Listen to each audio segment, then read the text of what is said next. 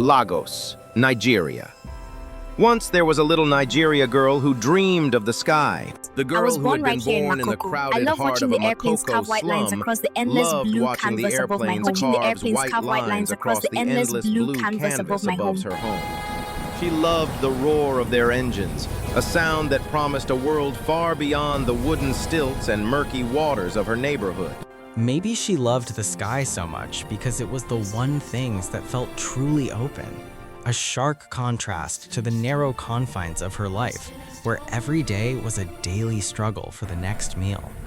Whispers in the community were not always kind. A slum girl dreaming of flight. They would scoff. slum girl Their dreaming word of sharper flight. than the splintered wood of the walkways. My place is here, mending nets or selling, not with my head in the clouds. They saw a girl born into a cycle of life already written by the circumstance of her birth. They saw the worn fabric of her dress and the hunger that often gnawed at her belly. Look there, everyone, that sign of hope flying high above our troubles. But they say to me, my ambition was a foolish fantasy, a dangerous distraction from the harsh realities of survival. Whose name was Adana, hold her dream close like a secret treasure. She would spend hours with discarded newspapers and magazines, her finger tracing the image of the pirate and She learned to read by sounding out the headlines, each new word a stepping stone on her path to the clouds.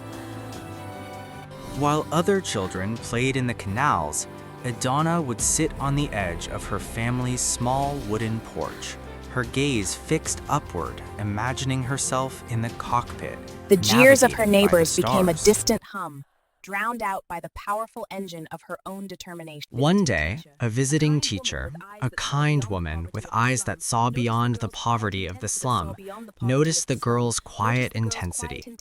She saw the tattered aviation magazines clutched in Adana's hands, and the light that ignited in her eyes whenever a plane passed overhead. The These teacher books are not began just to about bring her airplanes, books, but not just about mathematics and airplanes. physics, the very language of flight. Adana, a dream fed with knowledge and hard work, is strong enough to break any chain. Time, Adana heard a voice that echoed the belief she held deep within her own heart. Look at that! That's your future up there in the sky. The world the teacher promised Up was there in the bigger sky. than Makoko. Years of relentless effort followed. Adana studied by the dim light of a kerosene lamp long after her family had gone to sleep. She worked twice as hard as her peers, her resolve hardening with every obstacle she overcame. She secured a scholarship to a secondary school on the mainland, a feat that silenced many of her childhood critics. It was a lonely journey, filled with moments of doubt and the constant nagging fear of failure. The image of the sky, vast and free, always pulled her forward. This is the story of Adana Adebayo, the girl from the floating slum who dared to dream of the heavens. It comes to mind as I see the news today, watching her smile resplendent in her pilot's uniform, standing beside the very aircraft she will now command.